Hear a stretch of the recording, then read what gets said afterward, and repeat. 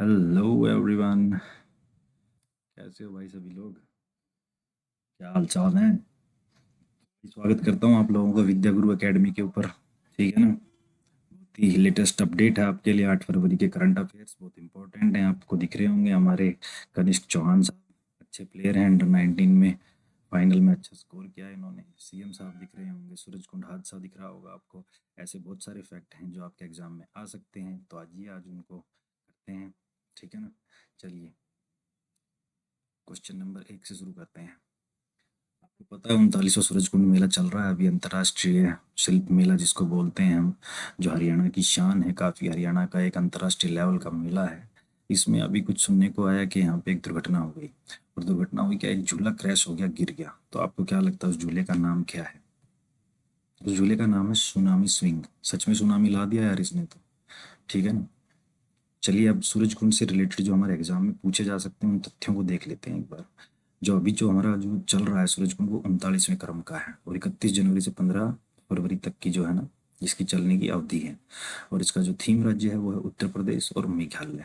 और partner country कौन है? मिस्र यानी कि इजिप्ट। और जो इसकी टैग लाइन है वो भी जरूरी है, लोकल से ग्लोबल तक, आत्मनिर्भर भारत की पहचान। ये इसकी टैग लाइन है।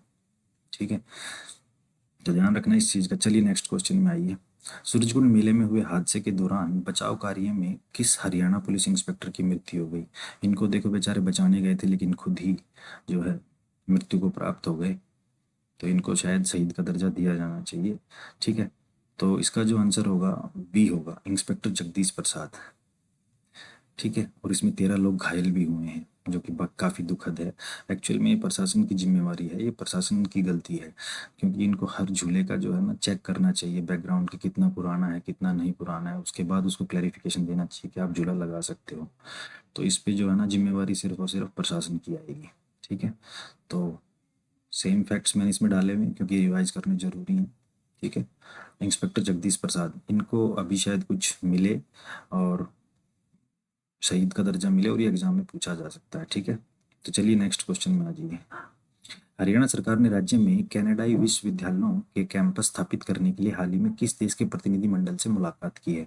तो ऑब्वियस सी बात है कि भैया कनाडा के ये जो प्रतिनिधि आए हुए थे, अभी उनसे नायब सिंह सैनी साहब ने जो है मुलाकात की है। तो इसका आंसर होगा बी, कनाडा। लेकिन जो इसके तथ्य हैं वो ज़्यादा जरूरी हैं, ये देख लीजिए। ये क्वेश्चन जरूर जरूर जरूर, ये जो तथ्य है ना, ये आपके किसी न किसी एग्जाम में जरूर पूछा जाएगा। हरियाणा में स्थापित होने वाली जो पहली विश्वविद्यालय है विदेश की, वो है ब्रिटेन ब्रिटेन की साउथहैम्पटन विश्वविद्यालय, साउथहैम्पटन यूनिवर्सिटी। और इसका कैंपस कहाँ खुला है? इसका कैंपस जो खुला है पहला, वो खुला है गुड़गांव के अंदर। और इसका जो है ना जुलाई में जो है, जुलाई 2025 में जो है ना इसका उद्घाटन किया गया। हाँ, कब किया गया था? जुलाई 2025 के अंदर। ये ध्यान रखना कहाँ पे, गुड़गांव। और ब्रिटेन की यूनिवर्सिटी का भी नाम याद रखना, साउथहैम्पटन। ठीक है, चलिए नेक्स्ट क्वेश्चन में आते हैं। नहरों की मरम्मत और जल आत्मनिर्भरता के लिए वर्ल्ड बैंक ने हरियाणा के जल संरक्षित हरियाणा प्रोजेक्ट हेतु कितनी राशि मंजूर की है? तो ये जो योजना है ना हमारी, जल संरक्षित हरियाणा प्रोजेक्ट है, तो ये काफी महत्वपूर्ण है क्योंकि ये लेटेस्ट योजना है और इसको जो है वर्ल्ड बैंक, नाबार्ड इसको सहयोग दे रहे हैं। ठीक है ना? तो ये जो क्वेश्चन है ना आपके किसी भी एग्जाम में पूछा जा सकता है 100%। मैं बहुत ही महत्वपूर्ण तथ्य लेके आया हूँ आप लोगों के लिए, जो 100% आपके एग्जाम में किसी न किसी में पूछे जाएंगे।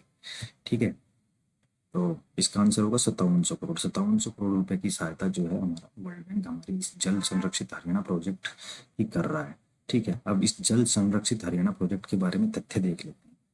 इसका उद्देश्य क्या है? पानी के मामले में हमें आत्मनिर्भर बनना है और घटते भूजल को स्तर को सुधारना। आत्मनिर्भर क्यों बनना है? आपको पता है SYL नहर का झगड़ा चल रहा है पंजाब के साथ। पंजाब पानी देने के लिए रेडी नहीं है। हालांकि अभी एक मीटिंग हुई थी, उसका नतीजा क्या निकलेगा क्या नहीं निकलेगा वो भविष्य बताएगा। लेकिन दूसरा, अब पंजाब भी अकड़ के बैठा हुआ है। अब दूसरा जो है, विश्व बैंक जो कर रहा है इसकी सहायता, वो कर रहा है 5700 करोड़ रुपए की सहायता। और मेन जो पार्ट है वो ये है कि परियोजना का कार्य अवधि क्या रहेगी। ये रहेगी आपकी 2026 से 32 तक, 6 साल के लिए जो है ये परियोजना हमने शुरू की है। इसमें काफ़ी जो है ना हम इनिशिएटिव ले रहे हैं।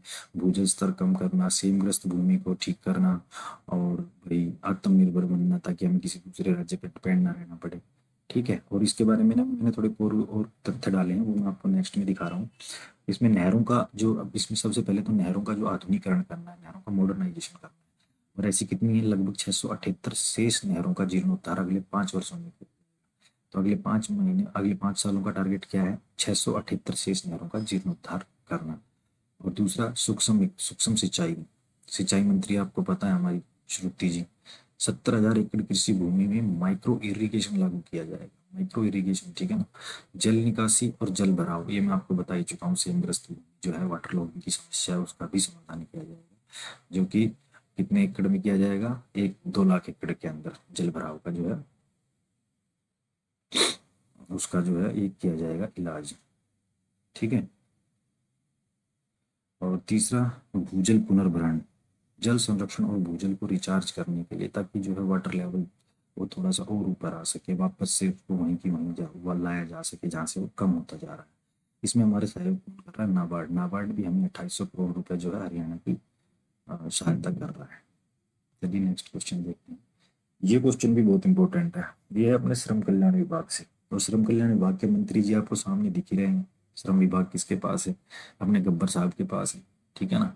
तो न्यूनतम न्यूनतम मजदूरी में संशोधन करने के लिए किसकी अध्यक्षता में एक कमेटी का गठन किया है? जो जो श्रम मंत्रालय के अंडर काम कर रहे हैं, जो हमारे मोस्टली जो हमारे मजदूर भाई हैं जो काम करते हैं, उनकी न्यूनतम मजदूरी जो है ना फिक्स करने के लिए कमेटी का गठन। तो पूछा है कि उस कमेटी का जो गठन किया गया है उसके जो है अध्यक्ष कौन है, किसकी अध्यक्षता में किया है? तो इसका आंसर होगा ऑप्शन बी, परमजीत सिंह ढुल। जी कौन है? ये ज्वाइंट लेबर कमिश्नर है लेबर डिपार्टमेंट के अंदर, ठीक है। इसके बारे में थोड़े से फैक्टर मैं आपको बता देता हूँ जो पूछे जा सकते हैं। न्यूनतम मजदूरी के दरों में संशोधन करने के लिए कमेटी बनाई है, जिसके अध्यक्ष आपको मैं बता चुका हूँ, परमजीत सिंह ढुल हैं। और फिर उसके बाद जो है एक सब कमेटी भी बनाई है, ठीक है, जिसमें विश्वप्रीत सिंह हुड्डा जो ऑप्शन ए में है उनको जो है इसका जो सब कमेटी का अध्यक्ष बनाया गया है। हम लोग क्या करेंगे, ये जो कमेटी है वो क्या करेगी, जो अपने पड़ोसी राज्य हैं ना, जैसे पंजाब हो गया, राजस्थान हो गया, दिल्ली हो गया, इनके जो इनको ये जो न्यूनतम मजदूरी देते हैं उसको आधार बना के उसको ऑब्जर्व करके फिर जो है हरियाणा के मजदूरों की न्यूनतम मजदूरी तय करेगी, ठीक है ना। और 90 दिन के भीतर इसको अपनी रिपोर्ट जो है वो देनी है, ठीक है। और न्यूनतम मजदूरी में जो पिछला संशोधन किया था वो हमने 2015 में किया था। उसके बाद 2020 में संशोधन होना था, लेकिन जो मजदूर थे वो लोग अपने घरों पे बैठ गए थे क्योंकि कोविड आ गया था। तो इस चीज़ का ध्यान रखना, ये कमेटी आपसे पूछी जा सकती है। इसके अध्यक्ष हैं परमजीत सिंह ढुल। मेन तो यही है कि परमजीत सिंह ढुल। और दूसरा महत्वपूर्ण तथ्य ये है कि जो संशोधन इसमें पिछला हुआ था वो 2015 में हुआ था, ठीक है। चलिए नेक्स्ट क्वेश्चन। हाल ही में मुख्यमंत्री नायब सिंह सैनी ने हरियाणा के किस जिले में परीक्षा पे चर्चा कार्यक्रम के दौरान विद्यार्थियों को संबोधित किया है और एग्जाम वॉरियर्स का संदेश साझा किया है? इसमें दो चीज इंपॉर्टेंट है। एक तो परीक्षा पे चर्चा का जो है हमारे मुख्यमंत्री साहब ने जो है कौन से जिले के अंदर किया था, और दूसरा ये कि जो एग्जाम वॉरियर्स है ये किन से रिलेटेड है, ये बुक किसकी है? एग्जाम वॉरियर्स जो है मोदी जी की जो है लिखी हुई बुक है। इसमें वो बच्चों को परीक्षा के तनाव से दूर रहने के लिए बताते हैं। तो इसका आंसर जो होगा वो होगा कैथल, ठीक है ना। ऑप्शन डी चुप गया था क्या इसार वाला? चलो इसका जो आंसर होगा वो कैथल होगा। वैसे भी ऑप्शन तो इसी में ही अवेलेबल थे, ठीक ना। तो यहाँ पे जो अपने सीएम साहब हैं इन्होंने जो है कैथल के कॉलेज है RKSD कॉलेज में आयोजित कार्यक्रम में इन्होंने जो है बच्चों को संबोधित किया। और इस पे जो है कृष्ण कुमार अपने जो कृष्ण कुमार बेदी साहब जो राज्य मंत्री हैं वो, और जो पूर्व मंत्री थे कमलेश ढांडा वो, और वहाँ के जो विधायक हैं नीलाराम, ये भी मौजूद थे, ठीक है। और इन्होंने जो है एग्जाम वॉरियर्स के विशेष एपिसोड के माध्यम से तनाव मुक्त रहने और विकसित भारत के संकल्प में योगदान देने की, कि भाई बड़े हो जाओ, परीक्षाओं का तनाव मत लो, और जो विकसित भारत जो हमने 2047 का टारगेट रखा है उसमें तुम लोग अपना सहयोग दो, उसमें अपना योगदान दो, ठीक है। चलिए नेक्स्ट क्वेश्चन देखते हैं। हरियाणा के किस जिले में प्रदेश की पहली परमाणु ऊर्जा परियोजना स्थापित की जा रही है जो राज्य की बिजली व्यवस्था को मजबूत करेगी? एक्चुअल में ये हो चुकी पहले ही, और आपको पता है फतेहाबाद में है। लेकिन अभी क्या है ना कि जो वित्त आयोग जो है हमारा 16वां, उसकी कुछ रिपोर्ट्स आई हैं, तो उसके अकॉर्डिंग जो है ना ये क्वेश्चन दोबारा लाइमलाइट में है। तो ये फतेहाबाद होगा। इसके बारे में कुछ डिटेल्स हैं हम जान लेते हैं। फतेहाबाद के गोरखपुर गांव में जो है इसकी जो है परमाणु ऊर्जा योजना बनाई जा रही है। इसमें अभी डिसाइड ये हुआ है कि जो 1400 मेगावाट की जो इसकी कैपेसिटी है उसमें से 50% जो बिजली है वो सीधे हरियाणा को मिलेगी।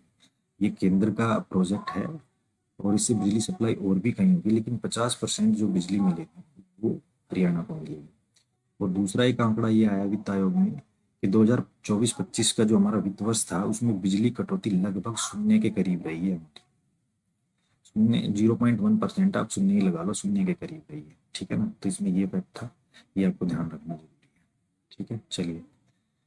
वर्तमान शीतलहर के दौरान हरियाणा के किस जिले में न्यूनतम तापमान प्रदेश में सबसे कम 6.6 डिग्री दर्ज किया गया है? मतलब ये एवरेज निकाला गया है, 6.6 डिग्री। ठीक है ना, तो ऑब्वियस सी बात है, आप लोगों को पता है महेंद्रगढ़ जो है उसमें काफ़ी ठंड पड़ती है। महेंद्रगढ़ हमारा सबसे ठंडा एरिया है। ठीक है ना, तो महेंद्रगढ़ जो है इसका आंसर होगा। इसके बारे में कुछ तथ्य हैं। महेंद्रगढ़ का पारा जो है 6.6 डिग्री दर्ज किया गया, जो प्रदेश में सबसे कम था। मतलब ओवरऑल सबसे कम था, वैसे तो बहुत कम भी आया है। ओवरऑल जो एवरेज निकाली उसमें सबसे कम था। और इसके विपरीत जो रोहतक का किया है वो 10.3 डिग्री, यानी कि सबसे ज़्यादा रोहतक में रहा है। और ऑब्वियस सी बात है कि अब बारिश से गेहूं की बम्पर पैदावार होने का जो है संभावना है ही आपकी बात। अच्छा, कमेंट में ये जरूर बताना कि जो इस टाइम बारिश होती है सर्दियों के अंदर जनवरी फरवरी में, उस बारिश को क्या बोलते हैं। चलिए नेक्स्ट क्वेश्चन देखते हैं। ये क्वेश्चन आपके लिए 100% से भी ज़्यादा महत्वपूर्ण है। ये हमारे ऑलराउंडर हैं हरियाणा के, जिन्होंने अंडर 19 के वर्ल्ड कप में धमाका दिखाया। ये पहले भी दिखा चुके हैं एशिया कप के अंदर भी, और अब जो है इन्होंने फाइनल मैच के अंदर बहुत भयंकर धमाका किया है। ठीक है, तो क्वेश्चन है, हाल ही में संपन्न हुए अंडर 19 विश्व कप के फाइनल में प्लेयर ऑफ द मैच रहे कनिष्क चौहान हरियाणा के किस जिले से संबंधित है? तो इसका जो आंसर होगा वो होगा बी, झज्जर। झज्जर के कुलाणा गांव से हैं। बहुत कम उम्र में जो है इन्होंने खेलना शुरू कर दिया था, और इनको सपोर्ट करने वाले जो है वो इनकी मदर थी। ठीक है ना, इनकी मदर, इन्होंने अपने इंटरव्यू में कहा कि मेरी मदर भी जो है ना वो एक क्रिकेट प्लेयर बनना चाहती थी, लेकिन फिर उन्होंने जो है मेरे को प्रोसीड किया इस चीज़ में, इनको आगे बढ़ाया। ठीक है ना, अब इनके बारे में कुछ फैक्ट हैं। ये क्वेश्चन आपसे 100% पूछा जाएगा भाई साहब, लिख लेना इस चीज़ को। 100% पूछा जाएगा। जो भी प्लेयर लाइमलाइट में आएंगे अभी आप उन सबको ना अपने दिमाग में रखना है, किसने कौन से टूर्नामेंट में क्या किया है और वो कौन से गांव से है। और मोस्टली यही पूछा जाता है कि कौन से गांव से संबंधित हैं, या फिर उनका रिकॉर्ड पूछ लिया जाता है, या फिर कौन सा टूर्नामेंट में उन्होंने अच्छा रिकॉर्ड दर्ज किया है, ये पूछ लिया जाता है। ठीक है ना, तो दूसरा है कि कनिष्क चौहान ने जो है ना इंग्लैंड के खिलाफ 20 गेंदों में 37 रन बनाए और 2 विकेट लिए। ऑलराउंडर है भाई, बैटिंग भी अच्छी करता है, बॉलिंग भी अच्छी करता है, ऑलराउंडर है। ठीक है ना, तो इन्होंने जो है सिर्फ 20 बॉलों में 37 रन बनाए हैं और 2 विकेट लिए हैं। और सबसे बड़ी बात यह है कि जो इनको अंडर 19 में लगातार 2 बार प्लेयर ऑफ द मैच चुना गया है बंदा। और उससे भी महत्वपूर्ण बात यह है, अब हमारा बंदा है तो पाकिस्तान को तो ठोकेगा ही ठोकेगा। तो दोनों बार जो है ये प्लेयर ऑफ द मैच चुने गए हैं। किसके खिलाफ चुने गए हैं? ये पाकिस्तान के खिलाफ मैच में जो है प्लेयर ऑफ द मैच चुने गए हैं। अंडर 19 वर्ल्ड कप में भी, और इससे पहले एशिया कप में भी। एशिया कप में भी ये प्लेयर ऑफ द मैच चुने गए थे, और अब अंडर 19 वर्ल्ड कप में भी प्लेयर ऑफ द मैच चुने गए, और दोनों बार पाकिस्तान के खिलाफ मैच में चुने गए। तो ये क्वेश्चन ना आपका 100% लिखवा के ले लेना। ये क्वेश्चन जो आपके एग्जाम में आएगा ही आएगा। हरियाणा पुलिस में आओ, चाहे फॉरेस्ट में आओ, चाहे किसी भी एग्जाम में आओ, 100% ये एग्जाम में क्वेश्चन। तो इसका जो गांव है आप जरूर याद रखना, फुलाना गांव का है। ठीक है, और बड़ा ही डायमंड बंदा है। और दूसरा क्या है ना कि अभी इसको जो है आरसीबी ने 2026 का जो आईपीएल होगा उसमें इसको आरसीबी ने जो है इनको अपनी टीम में ले लिया है, और इनका जो बेस प्राइस था वो 30 लाख रुपए था। ठीक है, अभी आरसीबी की तरफ से जो है आईपीएल खेलने वाले हैं, ये फैक्ट भी याद रखना। अभी क्वेश्चन में एग्जाम में क्वेश्चन आ सकता है कि हरियाणा के किस प्लेयर को आरसीबी ने 30 लाख रुपए में जो है अपनी टीम में शामिल किया है। आईपीएल से रिलेटेड क्वेश्चन आ सकते हैं आपके। ठीक है ना, तो इनको जो है अंडर 19 में तो अभी खेल रहे हैं, लेकिन जो ये आरसीबी ने जो है इनको, इनका जो बेस प्राइस था वो 30 लाख रुपए था। ठीक है ना, चलिए नेक्स्ट क्वेश्चन देखते हैं। ये आगे देखो जी, हमारे गौरव गौतम साहब खेल मंत्री। आपको याद है ना कि अभी पीछे कुछ महीने पहले झज्जर में 2 बास्केटबॉल प्लेयर्स की जो है मृत्यु हो गई थी। उनके ऊपर जो बास्केटबॉल का जो वो स्तंभ होता है वो आ गिरा था खेलते वक्त।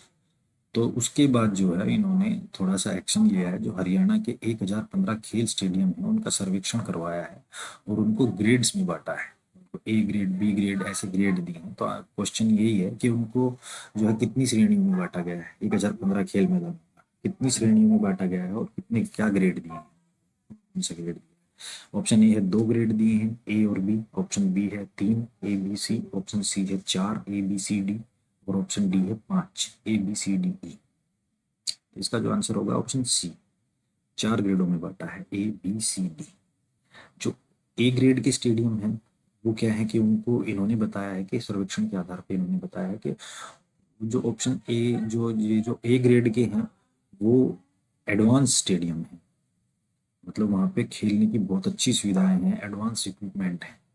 और जो ऑप्शन जो ग्रेड बी है वो इन्होंने बताया है कि वो नॉर्मल स्टेडियम है लेकिन खेलने योग्य है। और जो ग्रेड सी बताया है इन्होंने, उसको बताया है कि ग्रेड सी में वो स्टेडियम आते हैं जहाँ पे अभी काम चल रहा है, जिनको हम डेवलप कर रहे हैं। और ग्रेड डी में इन्होंने उन स्टेडियम को बताया है जो बिल्कुल खेलने के लायक नहीं। ठीक है ना। तो इसके बारे में कुछ फैक्ट्स हैं, मैंने एक्सप्लेनेशन में डाल रखे हैं, आप उनको देख लेंगे।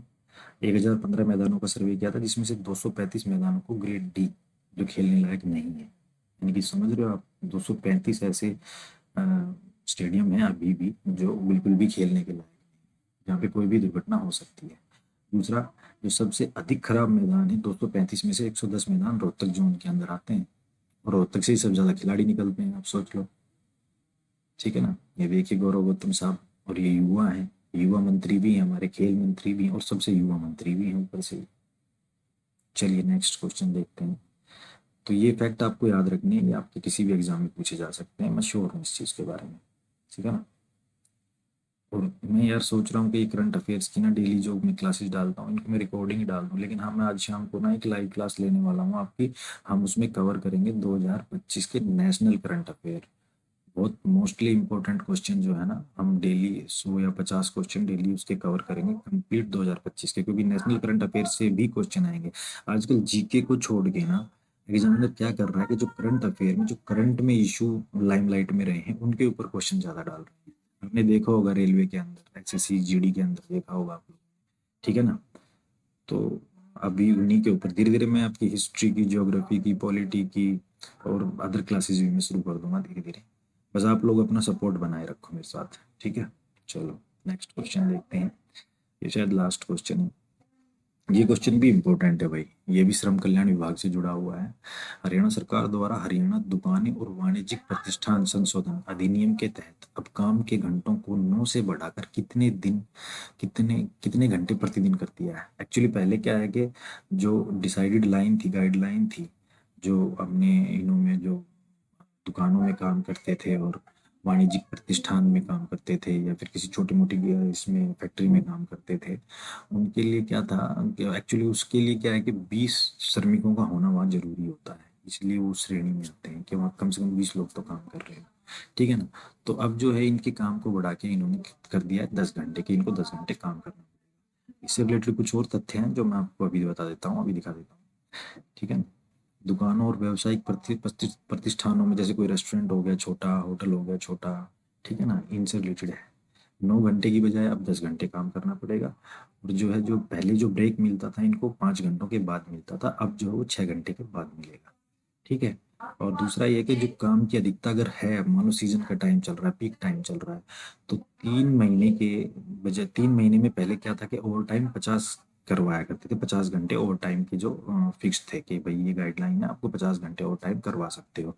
लेकिन अब जो है ना, 144 घंटे का ओवर टाइम कराया जा सकेगा, 144 घंटे का जो है ओवर टाइम कर दिया है। और ये प्रावधान है ना, ये 2025 से लागू कर दिए गए हैं। ठीक है। तो आई थिंक ये लास्ट क्वेश्चन था, तो मैंने आप लोगों को जो है सभी डिटेल्स और सभी जो इम्पोर्टेंट फैक्ट थे आज के करंट अफेयर के, वो मैंने बता दिए हैं आप लोगों को।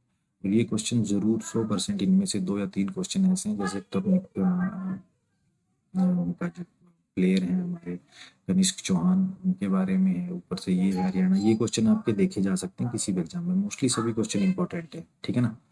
तो thank you guys, thank you for watching यार। सब्सक्राइब जरूर करो, शेयर करो, मैं आपको बहुत बेहतरीन कंटेंट देने वाला हूँ। दूसरी बात ये कि कभी भी डिमोटिवेट मत होना कि एग्जाम सरक गया, ये सरक गया, वो सरक गया, कुछ नहीं। Just just just focus on your study और अपने कंटिन्यूस जो है ना तैयारी में लगे रहो। जब जहाँ जितना टाइम मिले बस पढ़ते रहो, श्योर सिलेक्शन होगा आप लोग। श्योर सिलेक्शन होगा, ठीक है ना। आई एम ऑलरेडी सिलेक्टेड, ये चीज़ मैं बाद में रिवील करूँगा, ठीक है ना। तो थैंक यू यार, शेयर करना, सब्सक्राइब करना, और विद्या गुरु एकेडमी की तरफ से आप सभी को सुप्रभात, अच्छा दिन आपका जाए, शुभ दिन आपका जाए, धन्यवाद।